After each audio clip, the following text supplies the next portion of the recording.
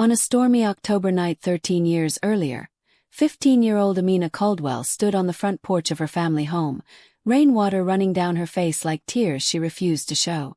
Thunder cracked overhead as her father, Morris Caldwell, stared at her with an anger so sharp it carved through the storm. "Get out," he said. His voice was flat, cold, almost rehearsed. "I don't need a sick daughter like you."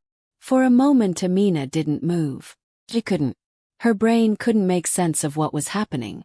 Behind Morris stood her mother, Valeria, arms wrapped tightly around Amina's younger sister, Nevaeh, who pretended to sob but peeked up at Amina through dry lashes.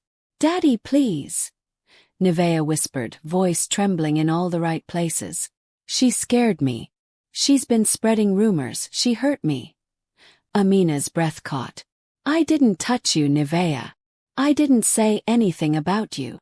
But Morris didn't listen. He never did. He turned his back, grabbed the doorframe like he needed support to stay upright. "I'm done with this. Done with you. If you can lie to your own family, you can't live under my roof." Rain thundered louder, pushing Amina backward into the night. "Dad, please," she begged. "It's not true. She's lying. You have to listen." "Enough." Morris didn't look at her again. "Get out of my sight." Valeria silently tightened her hold on Nevaeh. She didn't step forward. Not even 1 inch. The door closed. The lock clicked. Thunder swallowed the sound of Amina's breath as she stepped into the street. The storm hit her like a shove. Water soaked her clothes, her hair, her skin. She walked anyway because there was nowhere else to go. The rain fell so hard it blurred everything. Streetlights, houses, even Amina's thoughts. She stumbled forward, hugging her jacket to her chest as if that thin fabric could protect her from the storm or the words still echoing in her head. "Sick daughter. Liar. Get out." The weight of them felt heavier than the rain. Her sneakers slapped against the pavement, filled with water until each step felt like walking through a flooded river. Lightning lit the sky, revealing empty streets and shuttered windows. Everyone else was safe indoors. Everyone but her. She tried calling her best friend Layla Monroe, but the phone rang once before dying with a quiet buzz. 1% battery gone. She tried Priya Daniels, then Amina Rhodes, but the phone only blinked a red battery symbol and shut off. "Great," she whispered, voice cracking. "Perfect." She headed toward the public library, 2 blocks away. Maybe she could wait out the storm there. But when she reached it, the windows were dark, the doors locked. She leaned against the glass, pressing her forehead to the cold surface. "Please," she whispered, as if the building might take pity on her. No answer. The bus station was her last hope. 2 miles. She shoved wet hair from her face and forced her feet to move. The storm grew fiercer. Wind yanked her sideways. Rain stung her skin. The world blurred into shapes and shadows. Her thoughts twisted. Why did they believe Nevaeh? Why always her? What did I do wrong? Maybe Dad's right. Maybe something is wrong with me. The idea curled inside her like frost. She didn't see the headlights. Not until they were almost on top of her. She turned. A horn blared. Tires screamed. The world snapped white. Pain exploded through her body as Amina was thrown sideways into the street. The pavement rushed up and slammed into her shoulder, then her head. The world spun, blurry, full of rain and sirens that weren't there yet. She tried to breathe but only managed a weak gasp. Somewhere far away, a car door slammed. Footsteps splashed through water. "Oh my God, oh my God." A woman's voice shook with panic. Amina felt hands, gentle but trembling, touch her shoulder. "Sweetheart, can you hear me?" Amina's lips moved, but no sound came at first. Rain poured into her mouth. She coughed. "My parents." The woman leaned down, dark curls plastered to her forehead from the storm. "What's your name? Can you tell me?" "Amina," she whispered. "Please don't call them. They don't."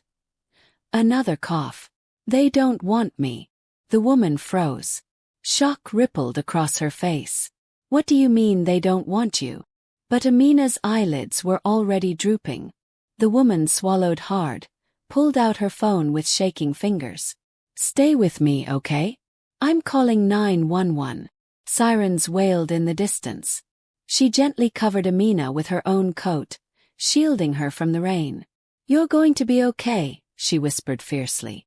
"I promise. I'm not leaving you."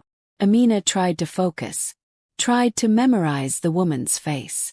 Familiar, she thought. Where have I seen her? But consciousness slipped through her fingers like water. Darkness swallowed her as sirens grew louder, closer, brighter.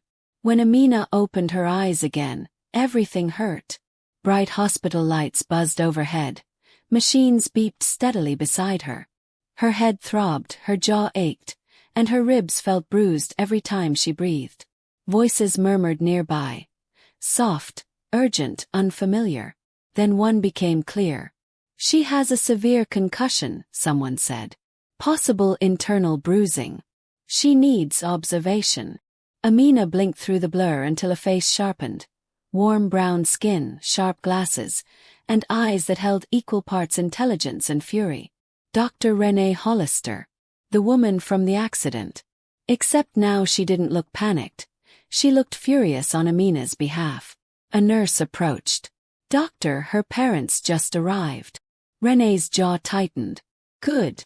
Footsteps echoed. Then a voice Amina hadn't heard since that night. Her father, Morris Caldwell. "We're here for our daughter," he said stiffly. Valeria hovered behind him, arms crossed. Renee didn't offer a smile. "Mr. and Mrs. Caldwell," she said coolly. "Before you see Amina, we need to discuss why your 15-year-old child was wandering alone in a storm at nearly midnight." Valeria bristled. "This is a private matter." Renee stepped closer, voice sharp. "Not when your daughter tells me she was thrown out." Morris flinched. "She was being difficult," he snapped. "She lied. We were disciplining her." "Discipline," Renee repeated slowly, anger simmering. "That's what you call abandoning a child in a dangerous storm." Amina tried to speak, but her throat burned. Renee noticed immediately, hurried to her side, and gently lifted her hand. "You're okay," she whispered. "You're safe." For the first time in years, Amina almost believed someone meant it. Morris took a step forward. "We'd like to see our daughter alone." Renee didn't move. "Absolutely not." Security and a social worker, Ms. Zaria Tennant, were called in within minutes. Morris tried to protest, but Zaria calmly guided both parents toward the hallway. "Hospital protocol," she said. "We need to understand the situation before determining what's safe for Amina." The moment the door closed, Renee sat beside Amina's bed, expression softening. "Do you remember me?" Amina tried to nod but winced. "Yes, you saved me." "I found you," Renee corrected gently. "And I'm not leaving you until I know you won't be put back in harm's way." The words felt impossible. No adult had ever said something like that to her. Renee took a slow breath. "Amina, would you like me to stay involved while we figure out next steps?" Amina hesitated, but the truth slipped out. "Please." Meanwhile in the hallway, Morris and Valeria argued with Zaria, voices rising then fading. After 30 minutes, Zaria returned alone. She pulled up a chair. "Amina, you have options. You don't have to go home tonight." Amina's heart pounded. "Where would I go?" Before Zaria could answer, Renee placed a hand on Amina's arm. "She can stay with me." Zaria blinked, surprised. "Dr. Hollister, that's a significant commitment." "I know," Renee said simply. "Someone did the same for me once." Amina stared at her, eyes filling. Why would you help me?" Renee smiled softly. "Because you deserve a chance to grow somewhere you're not afraid." Those words cracked something open inside Amina, something she had kept locked away for years. For the first time since she was a child, she let herself cry. Not because she was weak, but because she was safe enough to. Renee didn't leave Amina's side for the rest of the night. She stayed through the CT scan, through the blood work, through the quiet hours when the hospital hallways grew still except for the distant beeping of machines. Amina kept drifting in and out of sleep, but each time she opened her eyes, Renee was there, sitting in the visitor's chair with her laptop open, reviewing patient charts, glancing over at Amina every few minutes just to check she was still breathing comfortably. When morning came, soft sunlight filtered through the blinds. Amina's eyes fluttered open to see Renee pouring herself terrible hospital coffee. "Morning, sweetheart," Renee said gently. "How's your head?" "Heavy," Amina whispered. "Feels like someone hit me with a brick." "That's the concussion talking," Renee said, setting the cup down. "But you're stable and your scans look good." She hesitated, voice lowering. "Your parents left early this morning. They didn't ask to see you before going." Amina's breath hitched. Even when she expected nothing from them, the disappointment still cut. Renee noticed. She pulled the visitor's chair closer to the bed and sat down. "Listen to me," she said softly. "Their choices do not define your worth. You hear me?" Amina nodded faintly. "What happens now?" Renee folded her hands. "Ms. Tennant will meet with us this afternoon. She wants to talk about temporary placement." Amina braced herself. "Foster homes. Strangers. The unknown." "But," Renee added, "I've already requested consideration as your emergency caregiver. I can take you home while a long-term plan is sorted out." Amina blinked. "You want me to live with you?" "If you're comfortable," Renee replied. "You won't be alone again. Not on my watch." For the first time since she could remember, Amina felt something warm flicker inside her, something close to hope. By afternoon, the small hospital conference room felt too big, too bright, too official. Amina sat in a wheelchair despite insisting she could walk. Renee refused to risk it. Ms. Zaria Tennant sat across from them, clipboard in hand, her expression calm but watchful. "Amina," Zaria began, "I want you to know this meeting is about what's safest and healthiest for you long-term." Amina nodded nervously. "I understand." Renee sat beside her, posture steady, presence grounding. After reviewing the police notes, medical exam and statements, Zaria continued, "We've determined returning home tonight is not an option." Amina expected to feel relief. Instead, a strange grief bloomed under her ribs. Grief for something she'd never truly had. "Do my parents know?" she asked. "They were informed," Zaria said. "They did not contest the decision." Amina swallowed hard. They hadn't fought for her. Not even a little. Renee placed a gentle hand on her arm. Zaria turned to her. "Dr. Hollister, your request is unusual. Emergency caregiver placements typically go to relatives, close family friends. Not people who meet by chance." Renee raised her chin. "I understand. But I'm trained, I'm vetted, my background is clean, and I have the means and the stability to care for her. More importantly," she looked at Amina. "She trusts me." Amina whispered, "I do." Zaria observed them both for a long moment, then exhaled. "I spoke with my supervisor. Given the circumstances and Amina's comfort level, we're approving a provisional caregiver placement." Amina's head snapped up. "Oh, I can go with her." Zaria nodded. "You can." Amina felt the breath leave her chest in a shaky rush. Not fear. Not uncertainty. Relief. Renee squeezed her hand. "We'll take it one day at a time," she murmured. "But you're not doing it alone." Amina believed her. Renee's house sat on a quiet street lined with maple trees, their leaves glowing orange under the street lamps. Amina stared out the car window as they pulled in, still wearing the oversized hospital sweatshirt Renee had bought from the gift shop. The house was warm yellow brick with soft porch lights and a wide front window that glowed like safety itself. Amina's voice was small. "You live here alone?" Renee nodded. "Yes, just me. Has been for a long time." She parked, then turned to Amina. "But for however long you're here, this is your home too. Come on, let's get you inside." The moment Amina stepped in, she froze. The house smelled like vanilla and something savory, maybe rosemary. The living room held bookshelves, soft blankets, framed photos of sunsets and hiking trails. Nothing looked fragile or untouchable. Everything looked lived in, warm. It's beautiful, Amina whispered. Renee smiled faintly. Thank you. Bedroom's down the hall. I cleaned it up earlier. Amina blinked. You prepared a room for me? Of course, Renee said simply. You didn't think I'd bring you home without making space for you, did you? Her tone was light, but Amina heard the deeper truth in it. You deserve space in someone's life. Renee walked her to a small bedroom painted soft cream, with a quilt folded neatly at the foot of the bed. Amina touched it gently. You didn't have to do all this. I know, Renee said softly. That's why I did. Amina sat carefully on the bed, overwhelmed. What if I'm too much trouble? Renee crouched to eye level. You're not trouble. You're a kid who's been let down by people who should have shown up for you. That ends here. Amina stared at her, throat thick. Thank you. Renee squeezed her hand. You're safe now, sweetheart. Rest. The days that followed settled into a rhythm Amina didn't realize she craved until she lived it.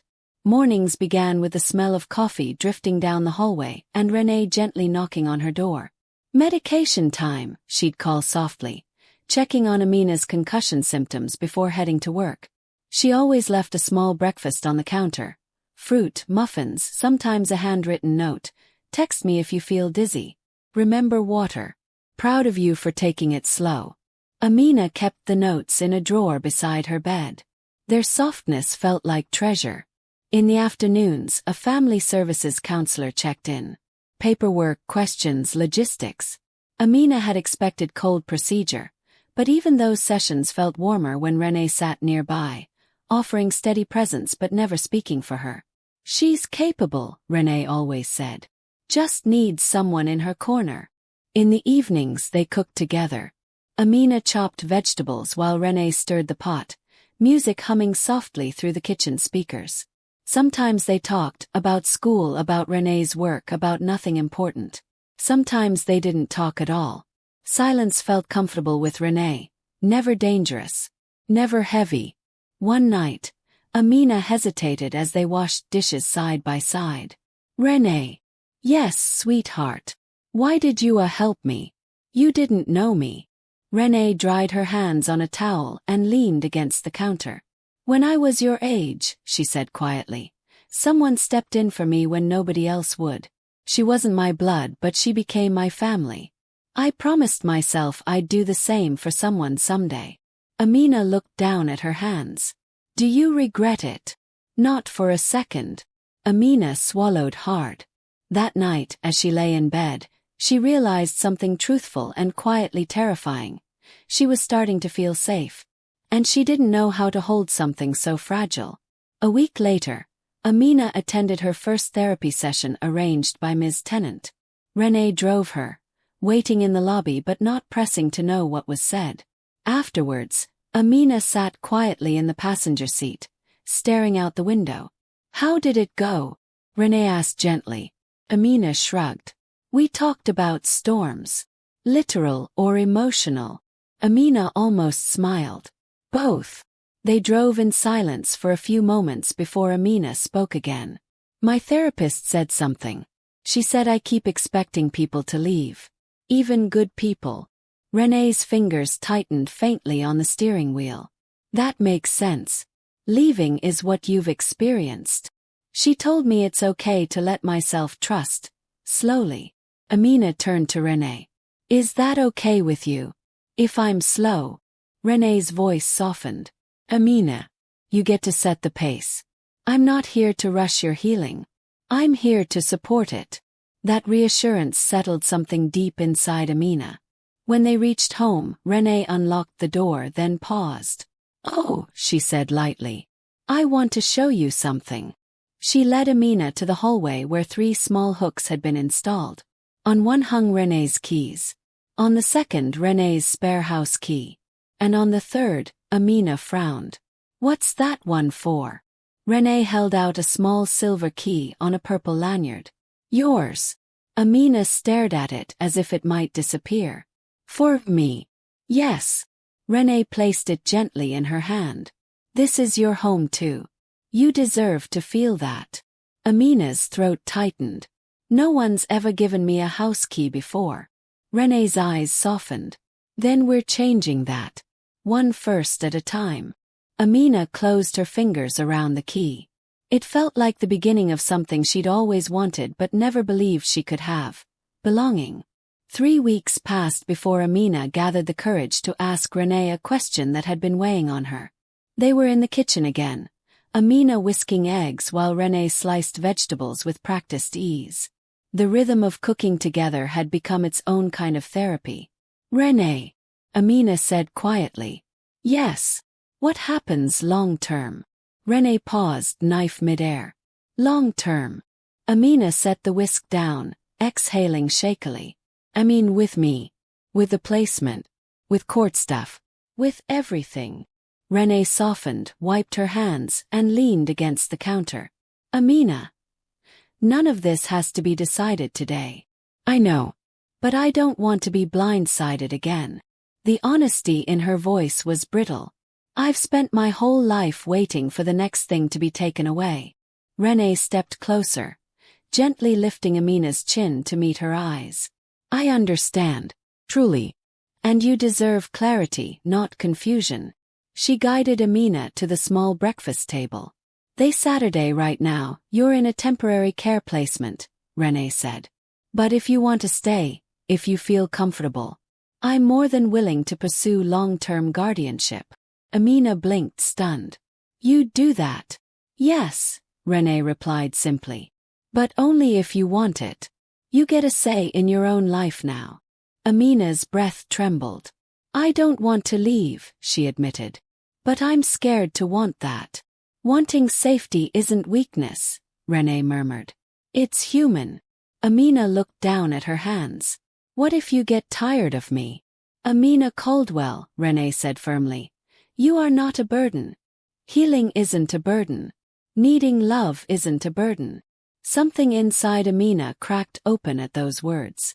For the first time in years, she let herself believe she deserved to stay somewhere without earning it through perfection or silence. This place could be home. School, however, was a different battlefield. Amina's return after the injury caused whispers in hallways, whispers she ignored until they grew too loud to pretend she didn't hear. Isn't that the girl who got kicked out? I heard she ran away. My cousin said her parents reported her missing. No, she made everything up for attention. Amina kept walking, eyes forward, shoulders stiff. She'd survived worse than gossip. But the stares still dug under her skin. At lunchtime, she sat alone at a corner table until a shadow fell over her tray. Amina. She looked up to see Layla Monroe. Quiet, observant, one of the few classmates who'd always been kind without expecting anything back. Mind if I sit? Layla asked. Go ahead, Amina said. Layla placed her lunch down and slid into the seat. People are talking, she said bluntly. Ignore them. Half of them don't even know what they're talking about. Amina shrugged. Doesn't matter. They'll believe whatever version makes them feel interesting. Layla studied her. I heard the official version from a teacher. You were in an accident. That's it. Amina picked at her food. People fill silence with lies. Layla hesitated. If you ever want someone to walk with you between classes, I don't mind. Amina blinked, surprised. Why? Because you look like someone who's had to walk alone for a long time. The words hit harder than they should have. Amina cleared her throat. Thank you, she said softly. I appreciate that. Layla smiled. Cool. Then it's decided. For the rest of the day, Layla fell into step beside her. No questions, no pity, just quiet companionship. It wasn't trust, not yet. But it was the first time in years Amina didn't feel like a ghost drifting between classrooms. Someone had seen her. And that mattered. Evenings at Renee's house became the part of the day Amina looked forward to most. One Tuesday night, after a long shift at the hospital, Renee came home with takeout containers and an exhausted smile. Rough day? Amina asked, helping her set the bags on the counter. You have no idea, Renee sighed. But I'm here now. That helps. Amina felt warmth rise in her chest at the words. They unpacked dinner and ate on the couch, legs tucked under blankets. A documentary played softly on TV, though neither was fully paying attention. "You always look tired when you come home," Amina said suddenly. "Maybe I should help more around the house." Renee shook her head. "You already help plenty. But more importantly, you don't owe me chores in exchange for existing here." Amina's face reddened. "Sorry. I didn't mean." "Hey." Renee nudged her gently. "Old habits. I get it." He paused. "But I want you to understand something. Love, real love, doesn't keep score." Amina wrapped her arms around her knees. "I don't think I've ever experienced love that didn't have conditions." Renee exhaled slowly, as if choosing her words carefully. "Then let this be the first time." Amina looked up at her. "Why do you care so much?" "Because you deserve someone who shows up," Renee replied. "And because I know what it's like to be 15 and feel unwanted.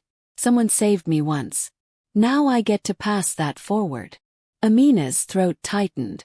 "I don't know how to accept that kind of care."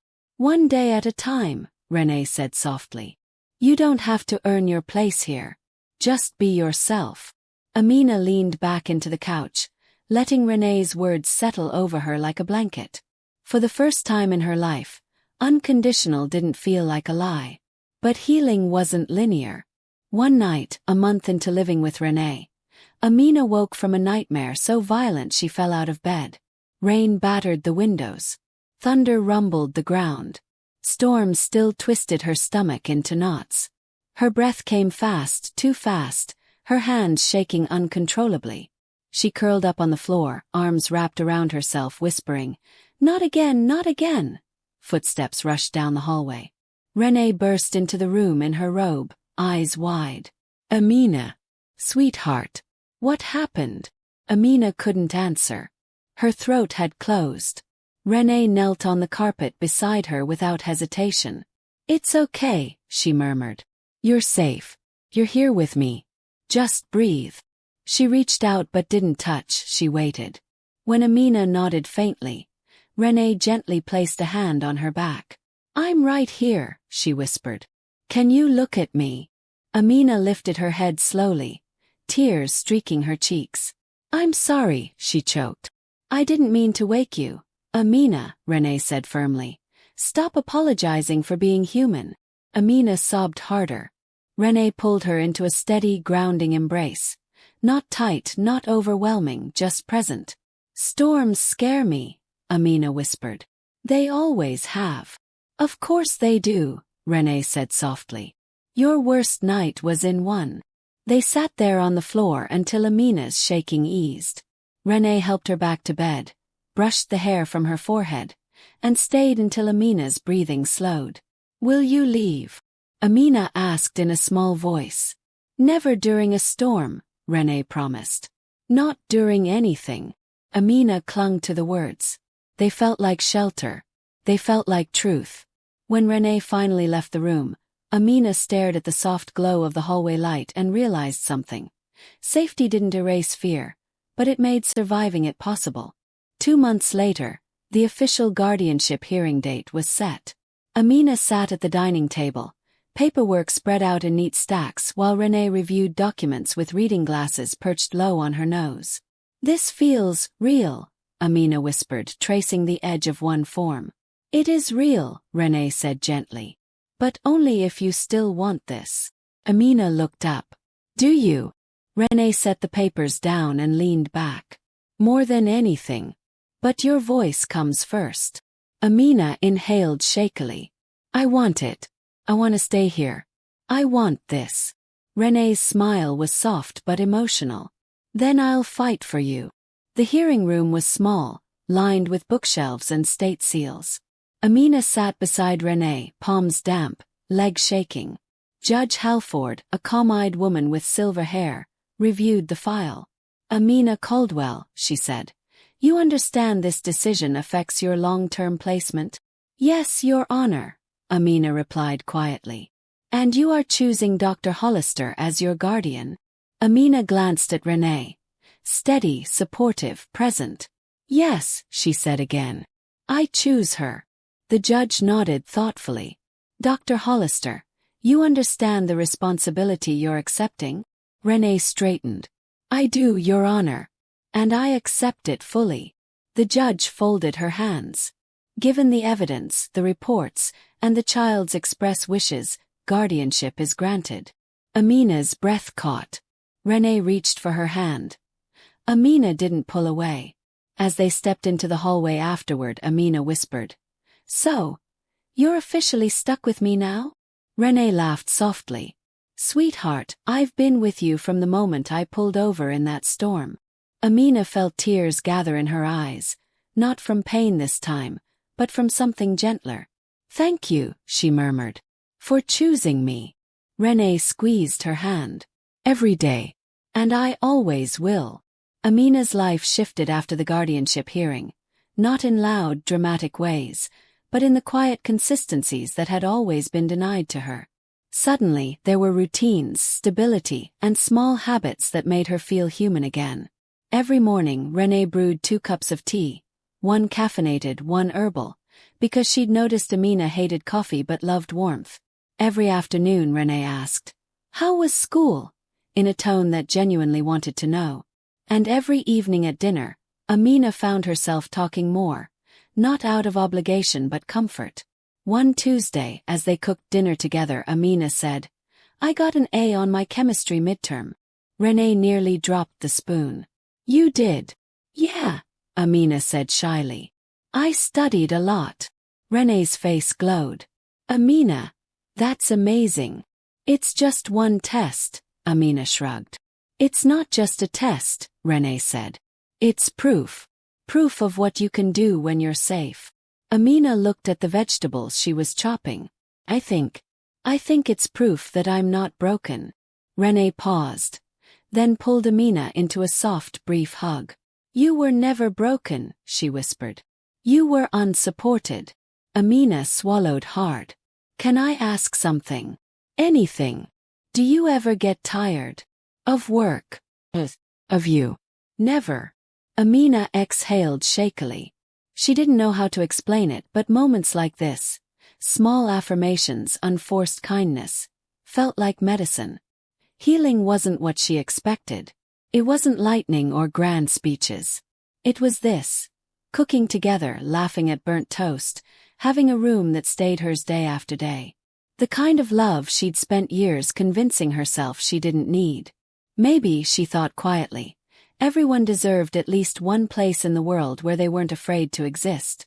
As the semester rolled on, Amina found pockets of belonging she never expected. Layla continued walking with her between classes, becoming a quiet anchor in the chaos of high school hallways. Their conversations were simple: homework, music, random jokes, but they gave Amina a sense of normalcy she'd never imagined having. One day, Layla nudged her shoulder lightly. You seem happier, she said. Amina shrugged, but she couldn't hide the small smile. Maybe I am. Your guardian seems cool. She is, Amina replied. She saved me. Layla's expression softened. You deserve that. That afternoon after school, Amina walked into Renee's house and froze. A small corkboard had been hung on the wall beside the kitchen, pictures of Amina at the science fair, her midterm paper with the A circled in red, even a printed email from her teacher praising her improvement. Renee walked in behind her. I hope you don't mind, she said gently. I wanted a place to celebrate your wins. Amina blinked. Why? Because they matter, Renee said. Because you matter. Amina stared at the board, overwhelmed. She'd never had a wall dedicated to her. Not birthdays. Not achievements. Not anything. You didn't have to do this, Amina whispered. I know, Renee said softly. That's why I did. Amina touched one of the papers, her eyes stinging. Do you want more pictures? I mean, if you want the board to be full. Renee smiled, warm and bright. Amina, I want as many pictures as you're willing to let me take. For the first time in her life, Amina didn't feel like she was shrinking to survive. She felt like someone whose existence took up space, and was welcomed. Spring brought warmer days. And with them came invitations Amina never expected to receive. Layla convinced her to join a small study group. The thought terrified her. Groups meant attention, and attention meant danger. But Renee encouraged her. Trying new things doesn't erase safety, she said. It can expand it. So Amina went, sitting at a library table surrounded by textbooks and nervous energy. To her surprise, she fit. Caden Mitchell, once just the boy from chemistry, asked her for help balancing equations again. "You explain things better than the teacher," he said, scratching his neck awkwardly. Amina laughed, a sound she wasn't used to hearing from herself. When she got home that evening, Renee was grading papers at the dining table. "How was it?" she asked. "Good," Amina said. "Actually good." "I'm proud of you," Renee said. Amina hesitated, then asked, "Can I tell you something strange?" Renee set down her pen. "Always. I think I'm starting to feel normal." Renee's smile was gentle. "That's not strange. That's healing." Amina sat across from her. "But it scares me.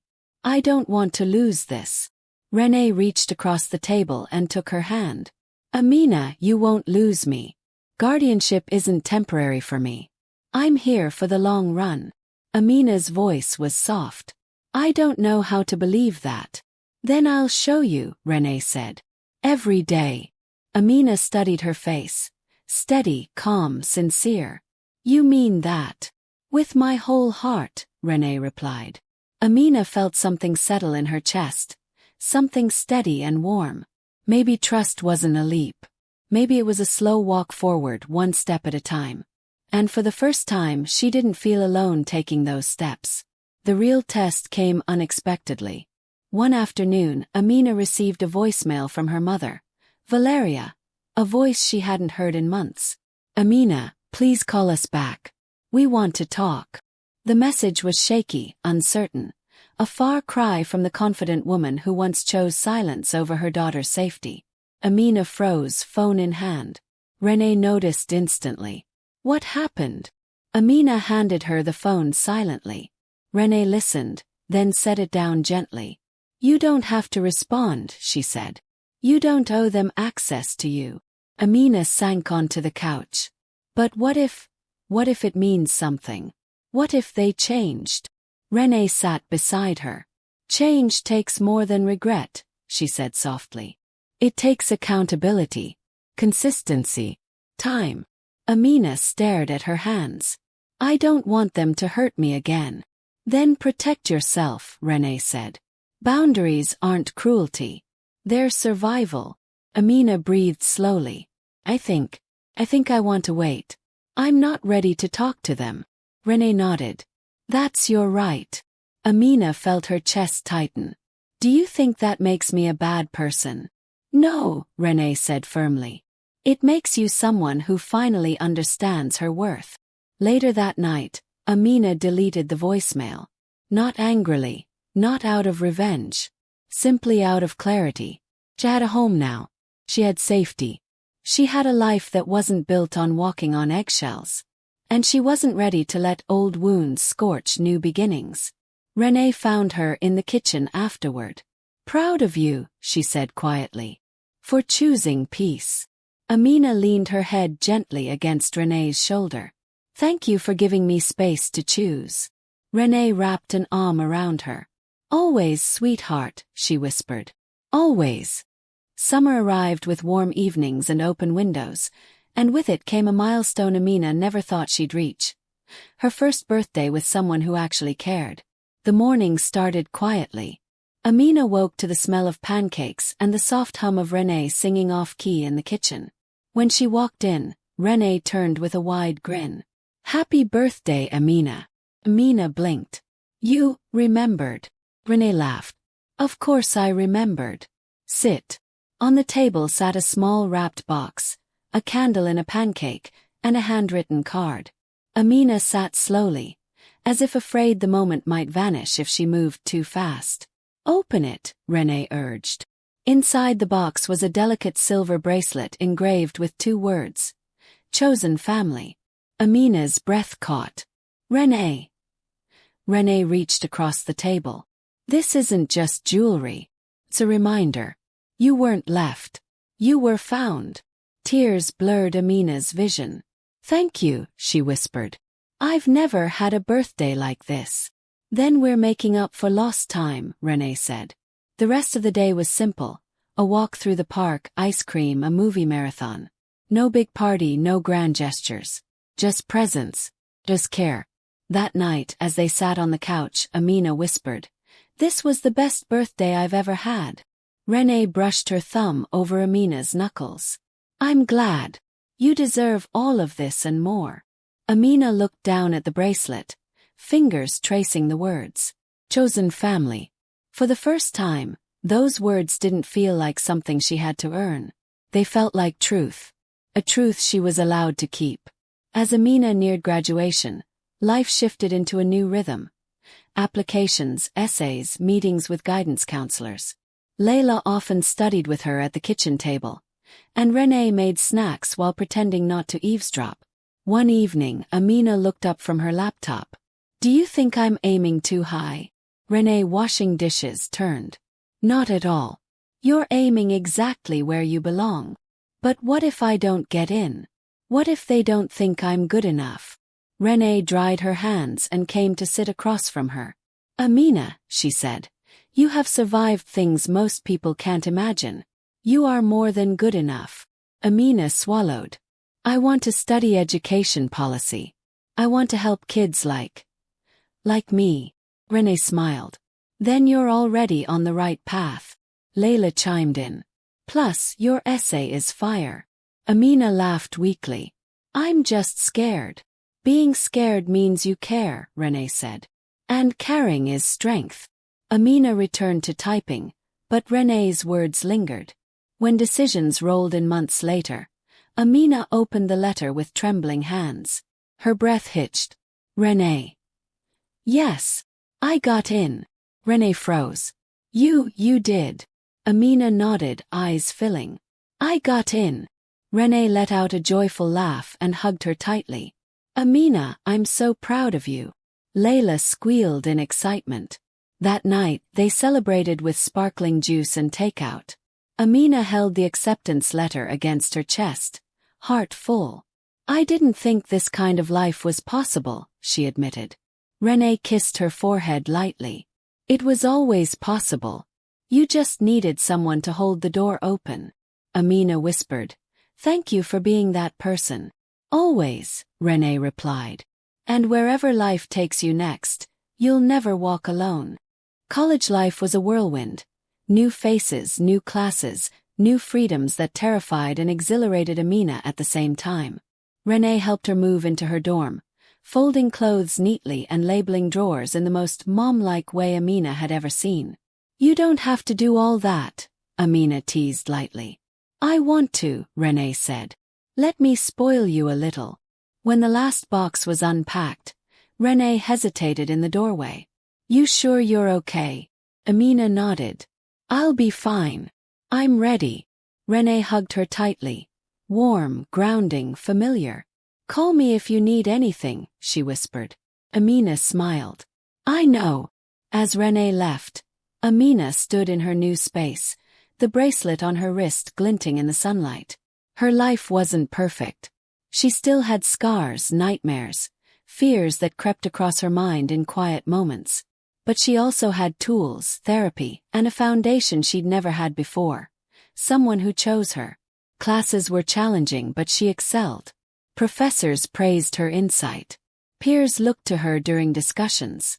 She volunteered at a youth resource center, tutoring teens who reminded her of herself. One afternoon, a 14-year-old girl asked, "Why do you care about us so much?" Amina smiled softly. "Because someone cared about me when I needed it most." That night she called Renee. "Guess what?" she said. "One of the girls told me she wants to apply to a STEM camp." Renee beamed through the phone. "That's because she has you. You're changing lives, Amina." Amina felt tears in her eyes. "You started that." "We started it together," Renee corrected. And Amina believed her. Near the end of her sophomore year, Amina received a letter from her biological parents. It wasn't angry or defensive, just a simple, quiet apology. She read it slowly, heart steady but not shaken. "We hope you are well. We know we don't deserve a place in your life, but we're proud of who you've become." For the first time, Amina didn't feel panic reading their words. She felt distance, perspective. She folded the letter and placed it in a drawer, not out of bitterness but closure. Later that evening, she video-called Renee, who sat on the couch with a blanket and a mug of tea. "You look thoughtful," Renee observed. Amina held up the letter. They reached out again. Renee's expression softened, not tense like before. "How do you feel?" Amina took a breath. "Peaceful. I don't want them in my life. But I'm not angry anymore." Renee smiled gently. "That's growth." Amina hesitated. "Do you think it's wrong that I don't want a relationship?" "Not at all," Renee said. "Forgiveness is internal. Reconciliation is optional." Amina sank back into her chair.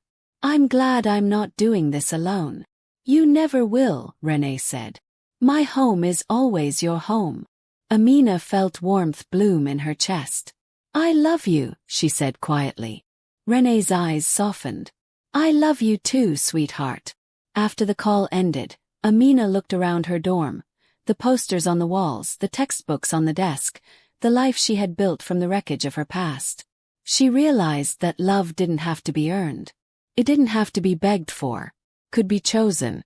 Could be steady. Could be hers. Years passed, and Amina flourished.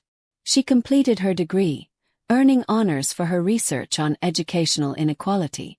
She was offered a position with a non-profit that provided scholarships and mentorship for youth aging out of unstable home environments, a mission that felt like her own story stitched into purpose.